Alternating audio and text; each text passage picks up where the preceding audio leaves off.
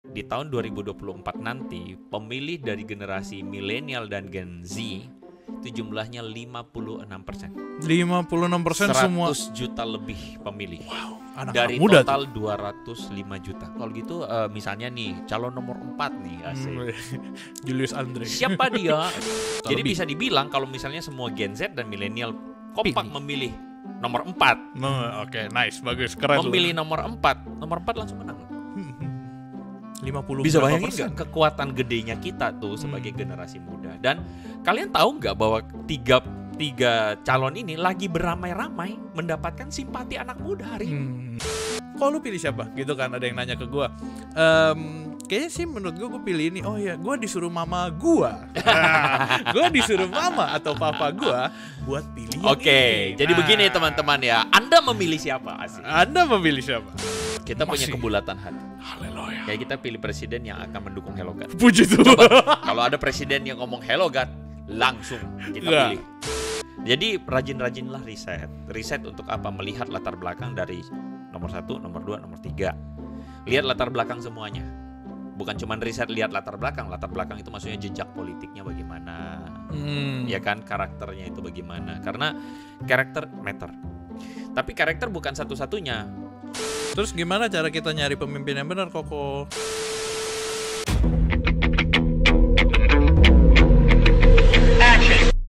Shalom warga Hello God dan teman-teman semua. Welcome to Hello God on Topic Hot. Bareng gue Julius, dan setelah sekian lama dan dicari-cari oleh 1000 orang,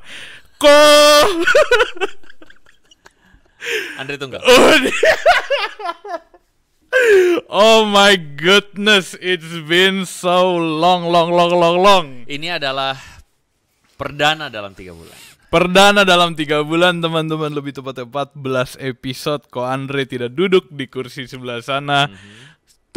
Kok dunia tuh bertanya-tanya, gimana perjalanan lu trip to heaven? Kan ada tuh Oke. rekan pelayanan lain yang trip to hell. Nah, lu trip to heaven gimana? Mau surga? cobain trip to hell. Oh, mau cobain trip to hell. Mau cobain trip to hell ya. Sepatutnya teman-teman, terakhir kali kita Hello God on Topic, gua dan Ko Andre kita bahas tentang kemerdekaan Indonesia. Waktu itu gue pakai bendera, dan hari ini kita akan membahas juga sekali lagi sesuatu yang akan menentukan nasib bangsa. Kalau waktu itu kita bahas sejarah bangsa, kita akan membahas sesuatu yang akan menentukan nasib Terakhir bangsa kali kita bahas yang itu apa ya, Jul ya? Indonesia merdeka kok. Oh, Indonesia Merdeka. Makanya gue bawa bendera tercinta, bendera merah putih Tapi ini. teman-teman jangan salah, kita bukan lagi mau bahas tentang kemerdekaan tentu saja. Yes. Kita memakai gimmick ini karena apa? Karena sebenarnya ini beranjak dari sebuah keresahan dan kerinduan. Keresahan dan kerinduan. Kenapa keresahan dan kerinduan? Benar, 3 bulan terakhir ini terjadi sebuah pergolakan. Wih, ini kita ngomongin topik hari ini atau ngomongin lu nih? Ngomongin topik hari Oh, ini. topik dong. hari ini. Oke, keren. Boleh, Bahwa boleh. belakangan ini mungkin teman-teman, entahkah teman-teman mengikuti atau tidak, tetapi terjadi perguncangan ya, boleh dibilang. Perguncangan. Bahkan even dari perspektif gue secara pribadi, gue melihat ini sebagai sebuah guncangan politik. Keren. Gitu. Jadi kita akan membahas politik, kita akan membahas tentang bagaimana sih orang Kristen seharusnya bersikap, ya. Wis. Bukan soal, kita nggak ngomong soal apa ya, kita nggak ngomong soal sesuatu yang sifatnya cuman normatif begitu. Tapi kita ngomong tentang bagaimana seharusnya kita, apalagi most of kebanyakan warga Hello God juga adalah generasi milenial dan Z, gitu ya. Oke. Nah, kita perlu melek nih terhadap situasi sekarang. Oke, which is teman-teman, kita udah mau bahas tentang pemilu atau enggak pesta politik yang lagi terjadi gitu ya. Yeah. By the time episode ini tayang, kita udah tahu ada 3 calon pemilihan. Siapa aja kok? Mungkin boleh dijelaskan? 1. Amin. Amin udah selesai. Amin udah selesai. Iya, udah pasti kan, bukan maksudnya. Calon 1 ya, Bapak Anies sama Caimin. Caimin, bener ya, Caimin ya. Kok lu tahu? Kan gue ngikutin. Oke. Ya masa kan gue generasi Z juga. Mau memilih kita presiden. Terus. Nah, terus pasangan 2 ada Prabowo, Pak Prabowo sama Gibran. Wih, keren tuh Gibran tuh. Oke, yang ketiga ada Pak Gibran lagi. Pak Ganjar, Pak Gibran Ganjar, G depannya kan, jadi mirip-mirip. Pak Ganjar sama Pak Mahfud. Mahfud MD. Iya, Pak Mahfud tuh menteri ya, yang terkenal gara-gara dia menteri Menko Polhukam. Ternyata Julius Teja tahu Oh, juga tentu ya. saja ya. Boleh. Ya itulah. Boleh. Ada 3 calon ya. Biasa waktu itu gua di zaman 2014 sama 19 cuman ada 2. Bener nggak gua? Iya, 2. 2 doang ya. 2 Hari ini calon. ada 3 Ya. gitu. Oke. Jadi teman-teman, kita akan langsung membahas tentang masalah pemilu karena ini adalah satu hal yang penting banget untuk kita bicarakan. Nice. Karena nasib bangsa ini, quote unquote, ditentukan dari pilihan teman-teman yang sekarang, apalagi generasi muda. Betul. Generasi muda. Anyway, fun fact-nya di tahun 2024 nanti pemilih dari generasi milenial dan Gen Z itu jumlahnya 56%. 56% 100 semua juta lebih pemilih. Wow, anak-anak Dari muda total tuh. 205 juta. Anak-anak muda tuh. Jadi total pemilih kita nanti ini 205 juta, 204,8 juta. 100 juta lebih itu anak muda yang milih. Jadi sebenarnya ini adalah satu, kita perlu ada edukasi. Iya. Atau kita perlu ada wawasan untuk teman-teman bagaimana memilih pemimpin yang baik. Karena clearly dalam kekristenan atau sebagai orang Kristen tentu saja kita tidak sedang ingin berpolitik. Oke. Agama jangan dipakai untuk politik. Betul. Tetapi tentu saja kekristenan itu menolong kita untuk memilih calon atau memilih orang yang tepat. Dan kita tidak boleh menjadi apatis terhadap masa depan bangsa. Apatis tuh gimana kok? Tapi gue dengar ada banyak kabar baru-baru ini tentang pemilu dan pemilihan dan juga orang-orang yang milih. Karena kita bahas tentang pemilu kan. Ini kita berarti semua orang-orang Indonesia nih, kita yang memilih. Tapi ada banyak kayak, ini gue gak tahu benar atau enggak ya, tapi kayak hoax atau berita-berita gitu. Kalau banyak yang akan mendeklarasikan diri itu kayak, aduh ini pilihannya banyak nih, gue gak mau milih apa. Golput. Nah ini fenomena ini. Ya sebenarnya gini ya, kalau golput itu sebenarnya pilihan Anda ya. Kita juga kan tentu tidak akan pernah memaksa. Tapi begini loh, artinya gini, ketika kita diberikan hak untuk kemudian memilih, maka kayaknya Tuhan tuh mempercayakan kepada kita satu suara untuk memilih yang tepat, memilih yang baik, atau memilih yang kita harapkan jadi pemimpin kita kan, begitu. Jadi ya kayaknya sia-sia kalau misalnya kita, maksudnya kayaknya nggak tepat kalau kita menyanyiakan itu. Iya. Iya nggak sih? Iya, kayak sayang gitu ya. Iya dong gitu. Artinya ketika kita semua memilih apatis misalnya, maka ya pada akhirnya jangan kerjaan lu ngeluh doang ketika yang terpilih bukan orang yang tepat kan gitu. Iya. Gitu kan? Iya. Gue pernah, ini gue mau cerita sedikit ya, pengalaman gue pertama kali ikut pemilu. Gue nggak tahu ya teman-teman, tapi gue ngerasa mungkin kalau kita ngomongin generasi Z sama teman-teman milenial mungkin udah pernah ya. Kalau generasi Z mungkin ada yang baru pertama kali nih. Berdasarkan pengalaman gue pertama kali, gue ingat waktu itu tuh bakal banyak berarti yang kayak lu mulai milihnya 19? 20 tahun. Oke, 14 kan gue ya. masih Berarti belum 15 lu nggak milih? nggak milih. 14 gue nggak milih. 14. Oh iya 14. 14 gue nggak milih, masih belum dapat KTP, belum boleh tak gitu, nggak boleh. Oke. Nah, Berarti lu milih 19. 19 gue milih. Nah di 19 gue milih, itu kan pertama kali tuh kok. Cuma kan waktu itu umur gue udah 20-an something ya. Cuman ada yang kayak baru dapat KTP, dia akan bilang kayak, pilih siapa nih? Oh gue boleh pilih presiden, gue harus pilih. Gue pilih siapa ya, gini. Kok lu pilih siapa? Gitu kan, ada yang nanya ke gue. Kayaknya sih menurut gue pilih ini. Oh ya, gue disuruh mama gue.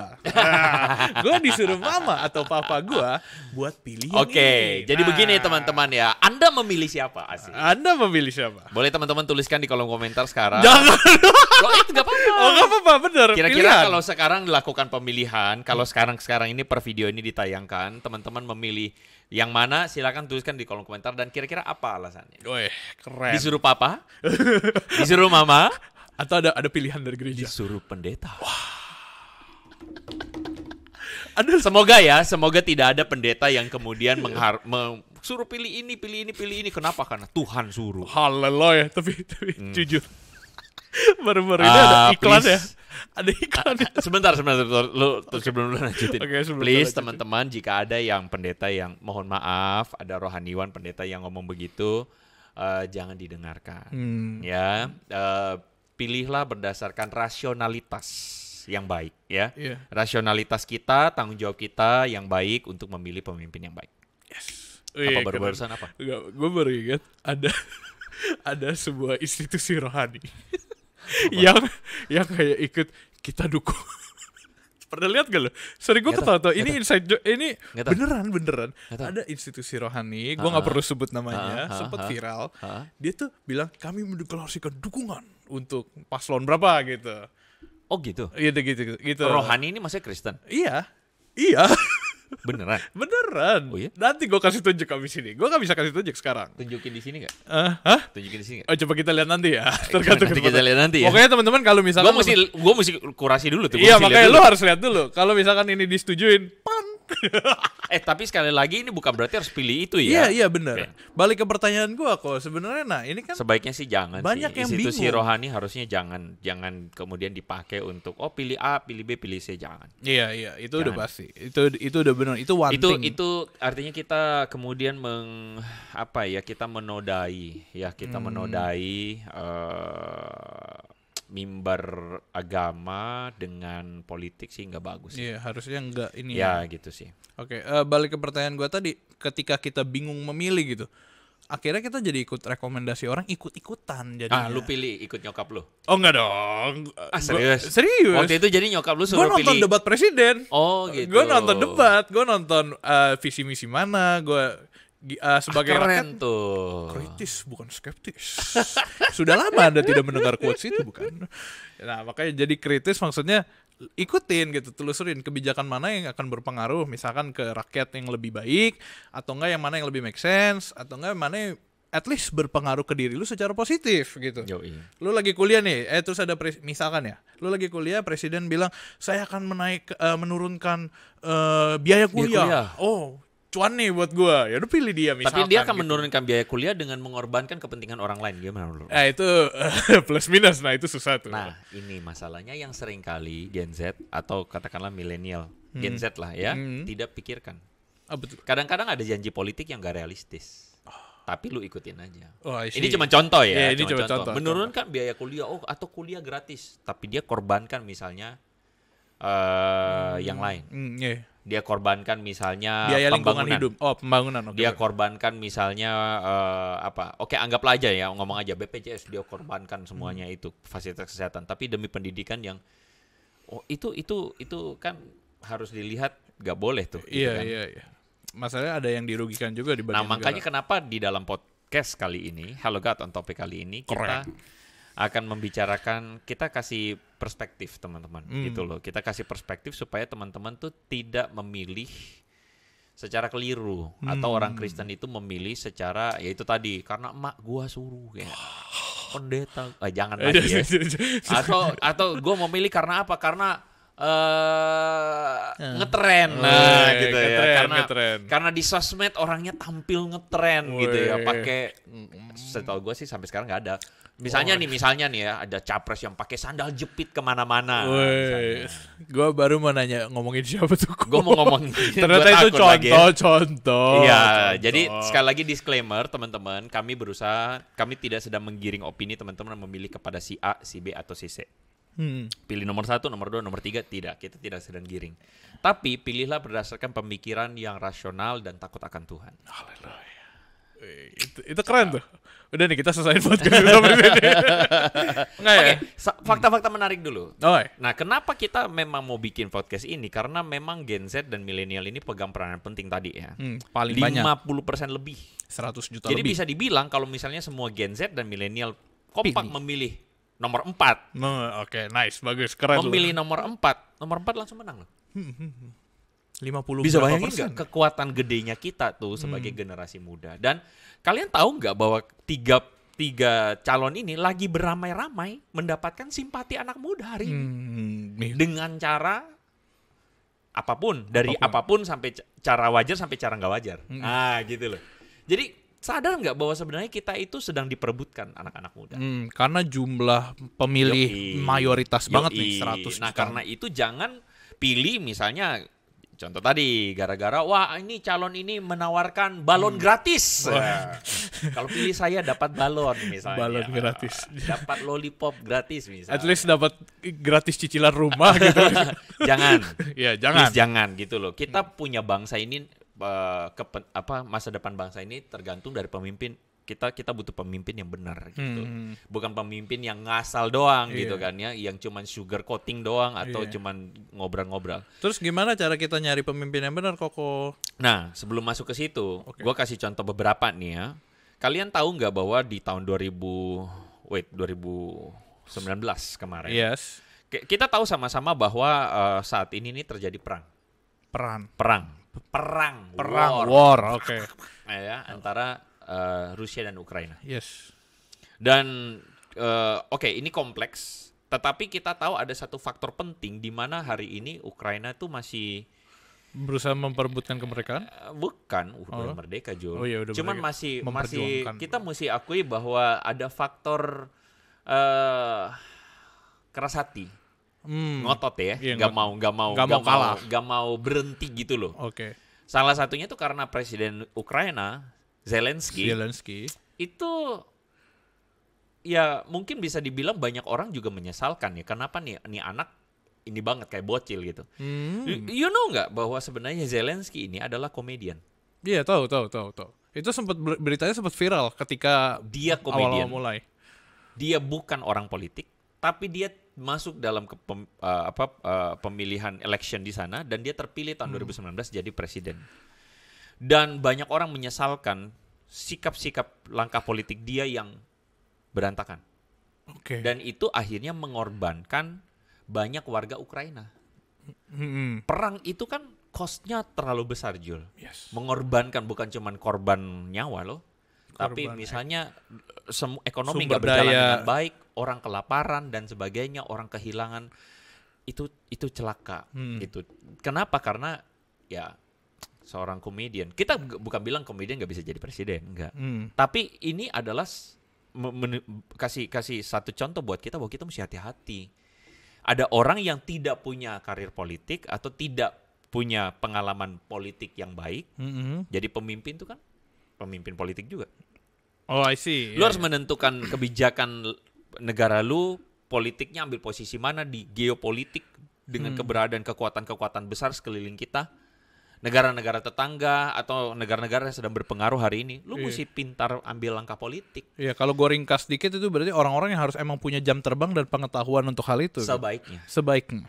Kita nggak bilang bahwa kalau gitu misalnya nih calon nomor 4 nih asik. Julius Andre. Siapa dia? Siapa dia? Dia adalah pro player. Pemain apa? Dota. Pemain Dota. Kita nggak bilang bahwa pemain Dota nggak boleh jadi presiden. Nggak.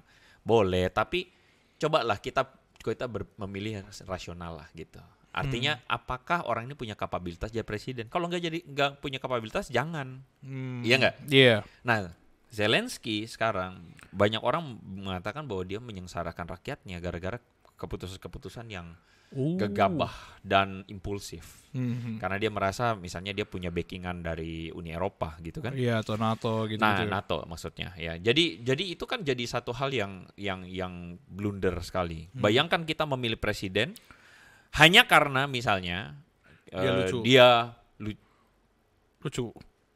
Jangan lucu. Dia boleh. Kata lucu boleh. Kata lucu. Karena dia lucu atau misalnya dia ganteng dan idaman. Ganteng atau misalnya dia idaman.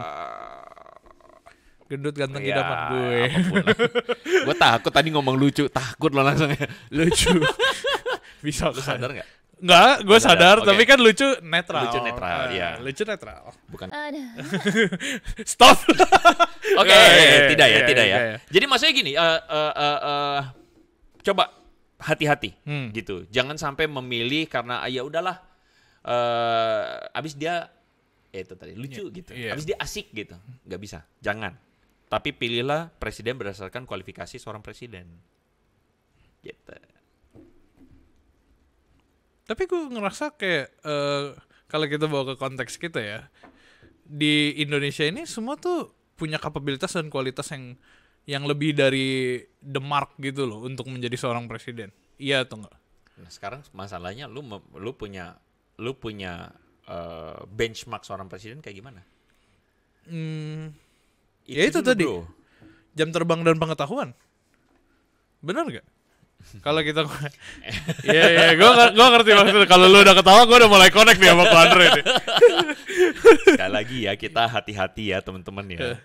Kita bukan suruh teman-teman pilih nomor 1, nomor 2 atau nomor 3 gitu ya, tapi ada banyak faktor. Jadi ini tidak pada single factor aja. Oh, ini pengalaman, dia sangat berpengalaman. Enggak juga. Kalau pengalamannya buruk, dia berpengalaman iya, tapi track recordnya buruk. Gimana dong? Oh, ya. Harus hati-hati. Iya dong, gitu loh. Jadi gini, juga track record, soal masalah track record itu pun harus diverifikasi. Jangan misalnya karena track recordnya misalnya dia adalah seorang yang suka bangun terlambat, misalnya datang ke kantor terlambat terus. Kayak gue cocok tuh judul datang ke kantor terlambat itu harus hati-hati. Apakah selamanya misalnya datang ke kantor terlambat itu, ya oke, secara umum kita menamainya itu buruk.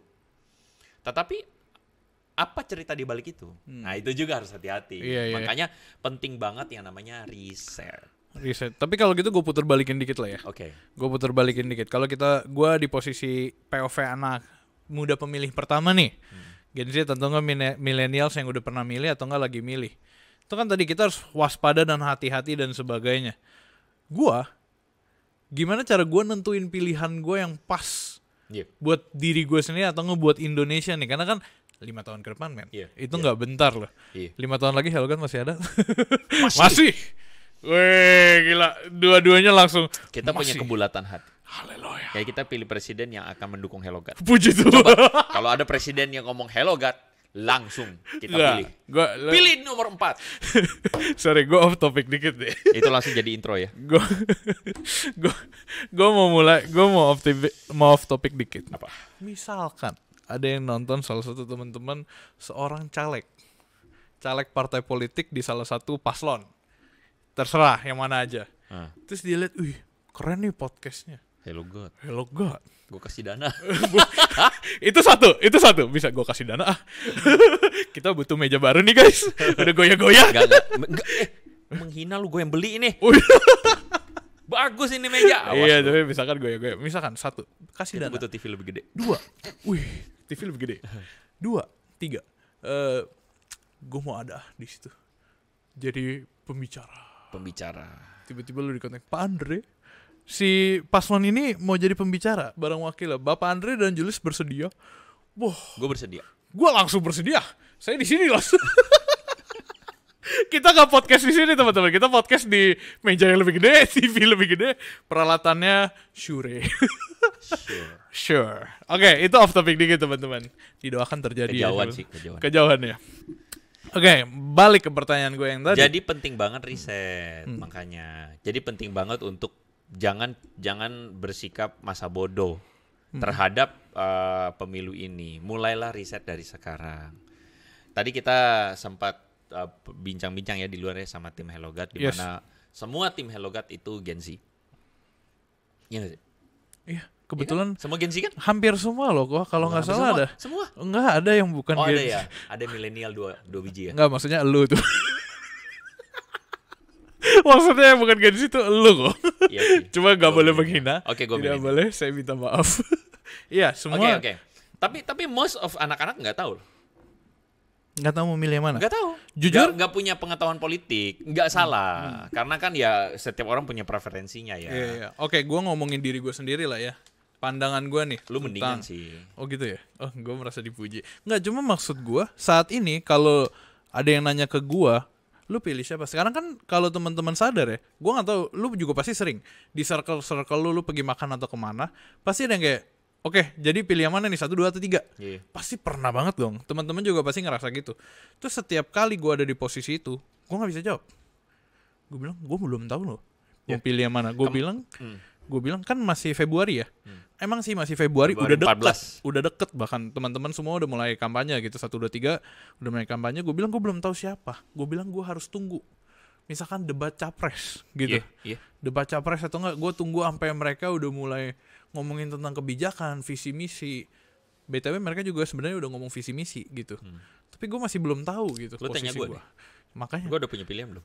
Kok udah punya pilihan belum? Belum. Oh, tuh kan? Nah, jadi memang pada saat ini pun gue secara pribadi belum punya pilihan. Sudah ada kecondongan kemana, sudah ada. Tapi masih menunggu. Karena apa? Karena once again, kita tidak ikut rame, kita tidak latah, kita tidak sembarangan, tidak serambangan. Ini hak Tuhan kasih dan kita mesti pertanggungjawabkan dengan baik gitu loh. Jadi rajin-rajinlah riset. Riset untuk apa? Melihat latar belakang dari nomor 1, nomor 2, nomor 3. Lihat latar belakang semuanya. Bukan cuma riset lihat latar belakang. Latar belakang itu maksudnya jejak politiknya bagaimana. Ya kan, karakternya itu bagaimana. Karena karakter matter. Character matter. Character is matter. Jadi sebagai seorang presiden, karakter itu matter. Tapi karakter bukan satu-satunya. The only one, satu-satunya single factor untuk memilih presiden. Kalau gitu, berarti misalnya tokoh agama yang maju. Pilih tokoh agama itu. Salah juga. Jangan begitu caranya. Iya. Begitu. Ya banyak orang kan tidak terdidik pikirannya, udah mengglorifikasi tokoh tertentu. Ya, tokoh si ini, wah itu pokoknya paling ini, pokoknya mesti bela. Itu fanatik. Jangan juga. Jadi jangan mengglorifikasi satu orang tertentu. Jangan menganggap bahwa dia itu sempurna gitu. Iya. Contoh nih ya, misalnya ada tokoh si ini yang wah kelihatan dia nih dicintai rakyat gini. Oke. Riset dulu baik-baik. Apakah itu semua adalah benar? Atau yang kedua, apakah itu cuma berdiri sebagai single fact? Dia boleh saja dicintai semua orang, tapi dia dicintai orang dengan cara dia semua bagi-bagi orang, bagi duit. Ya dia dicintai karena di semua orang bagi duit. Oh iya, paham. Bahaya dong. Bahaya. Begitu. Nah jadi sekali lagi makanya riset baik-baik dan jangan terlalu ini. Mesti lihat dari banyak faktor itu. Objektif lah ya, objektif. Memang sih pemilihannya kan masing-masing punya nama, punya status, punya sejarah, punya pengalaman. Tapi at the end, balik lagi di akhirnya harus kita lihat secara objektif buat profil mereka dan apakah mereka cocok jadi pemimpin gitu misalkan. Soalnya kan ya kita milih, mungkin gini ya kalau gue simpelin dikit, kita akan memilih pemimpin Indonesia untuk 5 tahun ke depan gitu. At least lu bisa bayangin kalau lu mau dipimpin sama yang mana, lu pilih yang lu mau dia jadi pemimpin lu gitu. Oke, jadi begini ya. Kita bikin contoh sederhana aja sekarang. Sekarang buat seru-seruan. Jul, apa pendapat lu soal paslon nomor 1, nomor 2, nomor 3? Satu-satu ya. Paslon nomor 1. Apa pendapat lu? Pendapat pribadi dong ya, subjektif. Apa pendapat lu? Akademisi. Akademisi. Oke, bener dong. Orang pintar. Semuanya pintar. Cuma maksudnya dia akademisi. Lebih gua ini subjektif gue ya. Akademisi. Kedua. Nomor 2. Paslon 2.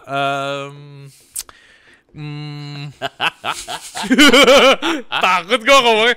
Nggak takut. Pendapat subjektif. Iya, pendapat subjektif. Gue melihat dia sosok yang karena dia Pak Prabowo itu mantan tentara Kopassus, gue akan melihat dia sebagai sosok tegas kali ya. Nggak tahu, bener nggak gue ngomongnya bener nggak? At least sesosok berpengalaman sebagai seorang tentara.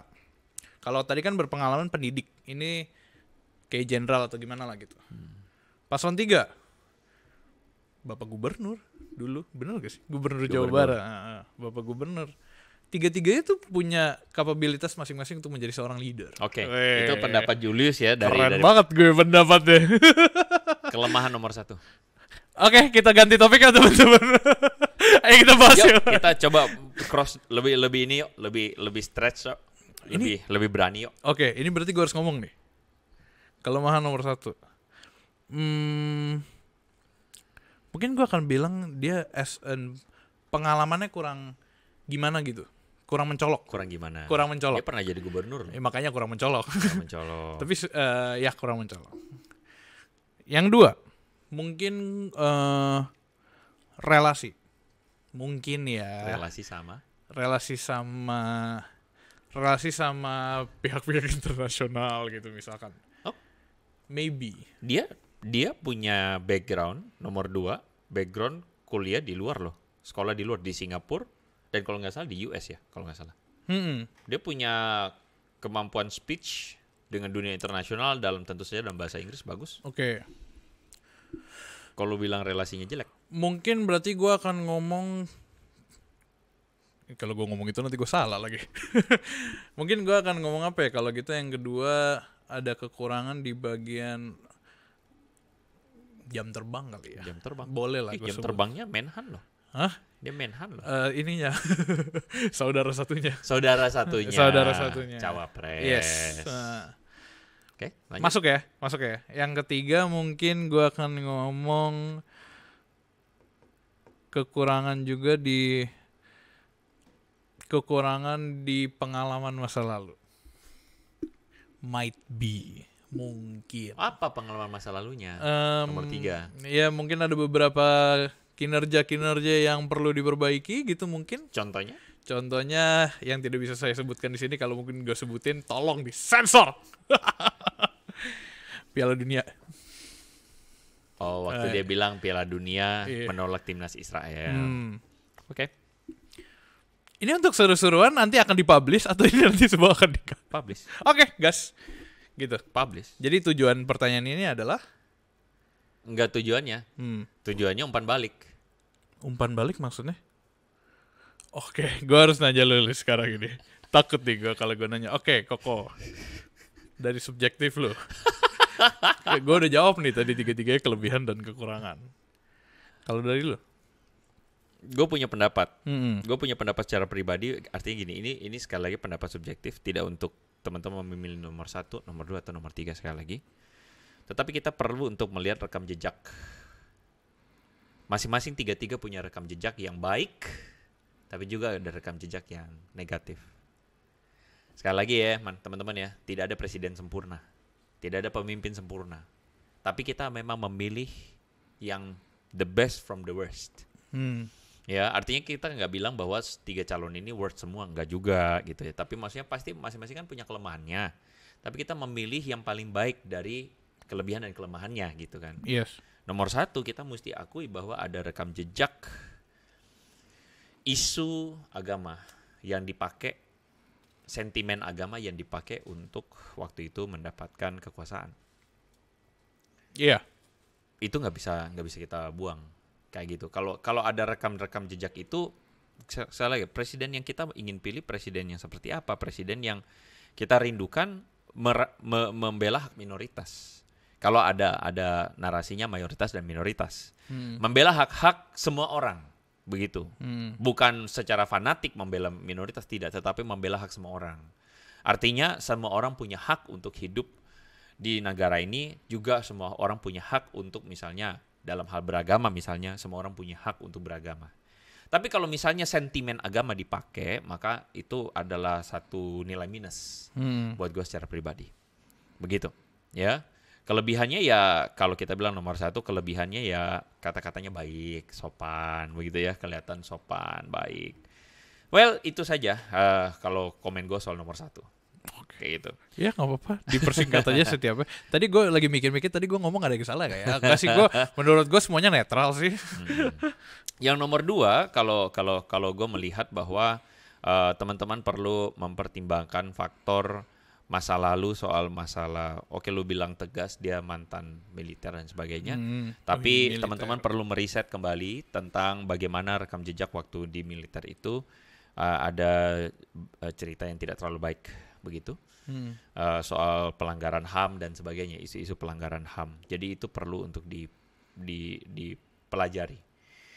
Bagaimana jika nanti menjadi seorang pemimpin lalu kemudian ada faktor-faktor itu, ya sekali lagi berhati-hati saja, ya kan? Kelebihannya ya tentu saja kita melihat bahwa ada faktor ada faktor pengalaman, Iya. ada faktor pengalaman yang bisa dibilang pengelolaan negara yang ya adalah gitu, ada faktornya itu ya. Tapi sekali lagi itu tidak jadi single factor untuk memilih.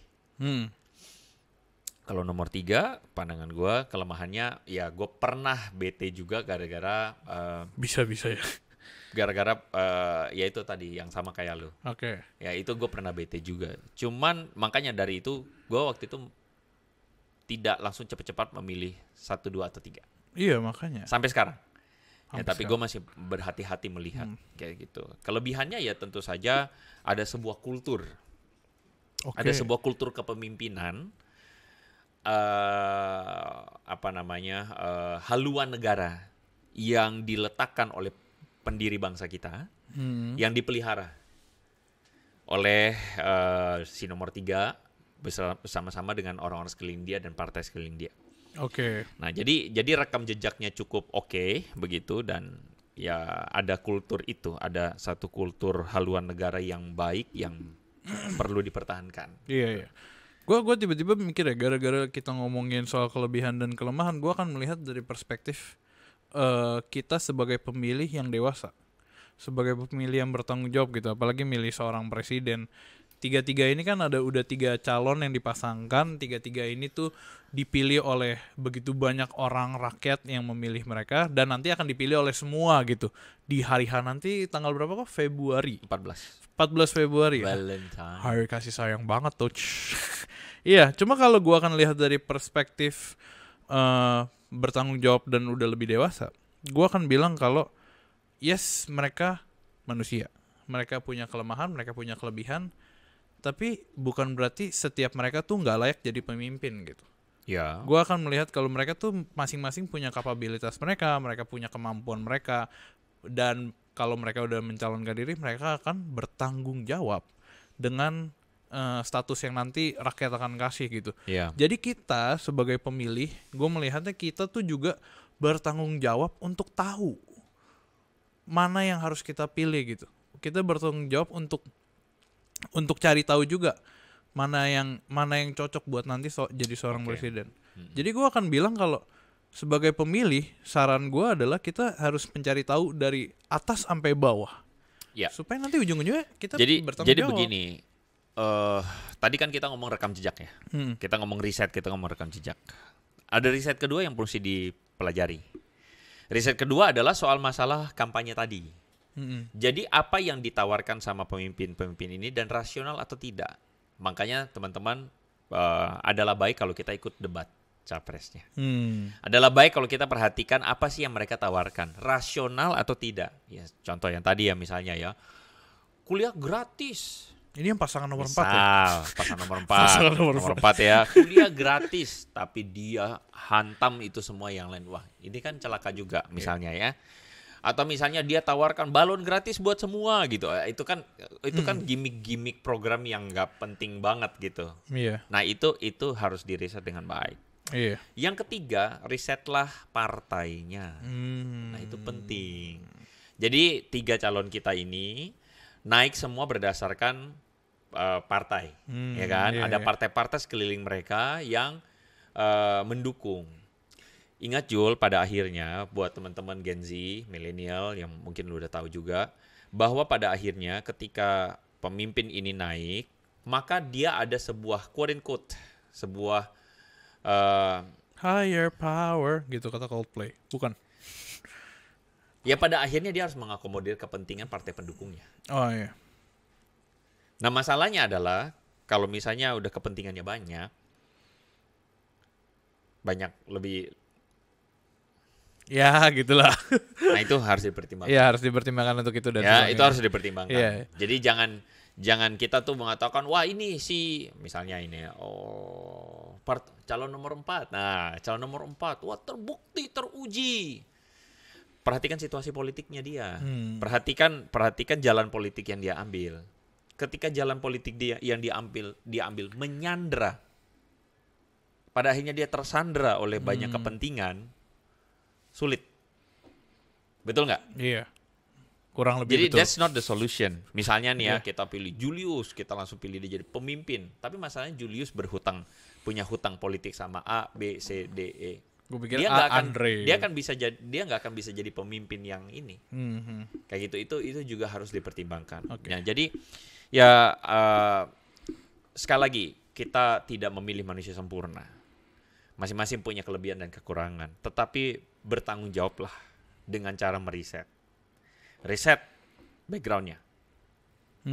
Riset yaitu termasuk presiden dan cawapresnya, Iya. capres sama cawapresnya, ya. Riset juga soal program-programnya yang dia tawarkan realistis atau tidak, mengutamakan bangsa atau tidak, begitu. Dan riset juga sekeliling dia, orang-orang sekeliling dia, pendukung-pendukungnya, partai-partainya. Apakah ini yang terbaik untuk bangsa kita? Oke.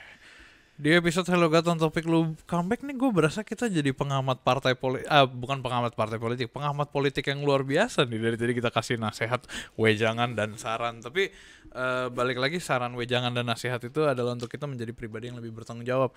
Terus nanti teman-teman nanya, Koko kalau gitu perspektif kekristenannya mana? Gue rasa udah dijawab di paling awal di menit ke-12 tadi kalau Dan nggak salah, penutup. teman-teman. Dan penutup di sini. Dan penutup di sini. Roma pasal 13 ayat 4 mengatakan, Keren. pemerintah adalah hamba Allah untuk kebaikanmu.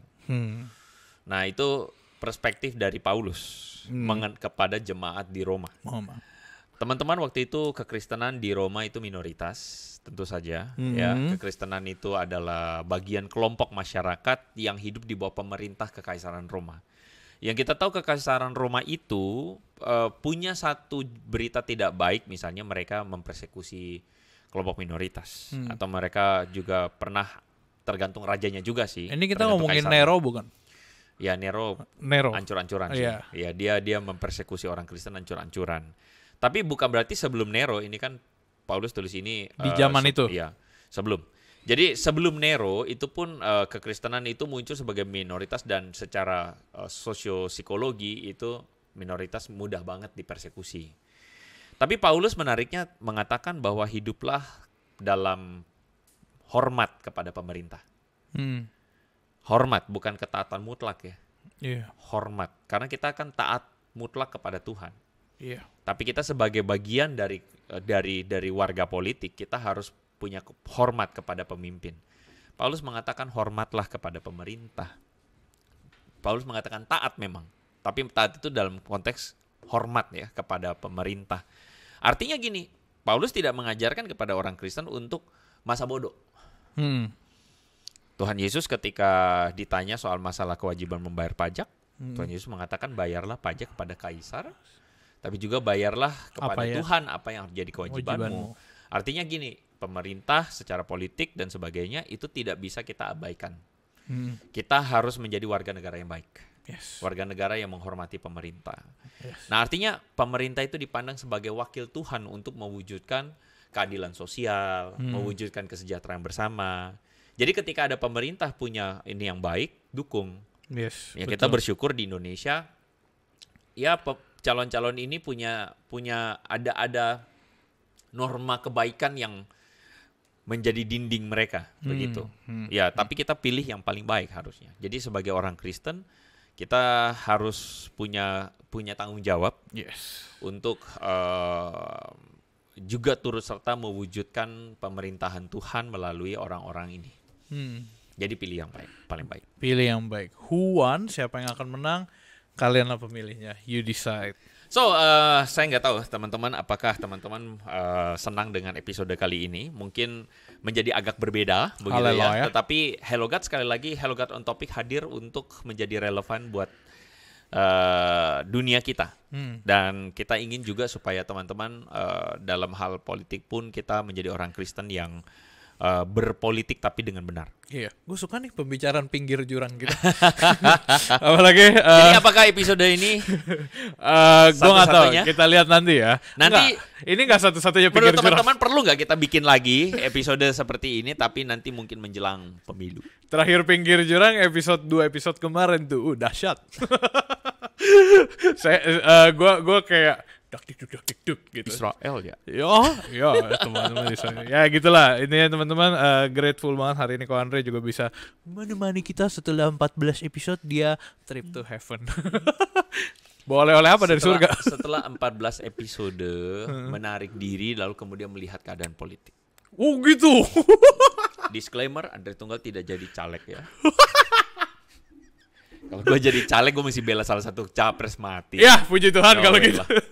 Ya, kalau gitu ya balik lagi kita berharap semoga episode ini memberikan berkat lah buat teman-teman, dan juga sense of tanggung jawab itu yang harus kita ada di dalam diri kita menjelang pemilu itu. Walaupun masih 2,5 bulan ya, anggap aja ini persiapan lah. Yoi ya. Ya. Waktu yang baik untuk kita meriset, waktu yang betul. baik untuk berdoa, waktu yang baik untuk dengan hati, dengan akal budi yang Tuhan pakai memilih Iya, yang juga baik. waktu yang baik untuk menikmati masa Natal karena ini bulan Desember. Oh iya benar. Betul sekali. Oke lah kalau Kita gitu. udah masuk. Kita udah masuk Natal. Mana pohon yang Teman-teman ada? nantikan konten-konten Hello God yang sedang kita buat. Kita sedang menelusuri Haleluya ini. gereja-gereja yang bersejarah di kota Jakarta. Keren. Karena kita budgetnya masih di Jakarta. Bagus. Kok terlalu jujur ya. Gak apa-apa. Nantikan konten-konten tersebut karena kita akan mencoba untuk menelusuri gereja yang bersejarah di Jakarta dan kita sangat yakin banyak teman-teman juga mungkin belum tahu. Betul. Ya, kita dapat warisan sejarah yang luar biasa dari kekristenan dan gereja yang ada di sampai saat ini ulasannya di Jakarta gitu ya. Semoga teman-teman terberkati. Yes, jangan lupa nonton setiap hari Minggu. Oke lah kalau gitu, gua rasa cukup untuk episode kali ini teman-teman. Kita juga minta tolong dukungannya untuk follow sosial media kita, ada Instagram, TikTok, YouTube. Dan kalau ada yang mau nanya langsung ke Ko Andre, silahkan DM ke Instagram dia, jangan Instagram Hello God. Ya. Dan teman-teman kita minta lu jangan tolong. gitu dong, gue belum aktif lu Instagram lah. Oh iya, nanti kan Desember udah aktif. Dan minta tolong teman-teman untuk download aplikasi Hello God, ada di App Store dan di Play Store. Teman-teman juga kita minta dukungannya untuk mendoakan dan juga didoakan di aplikasi Hello God. Oke lah kalau gitu, thank you untuk Andre for today. Thank you untuk Adi di sebelah sana. Thank you untuk teman-teman semua for watching Hello God on Topic, where Hello God will always be on topic. God bless you teman-teman semua. Stay connected with Hello God.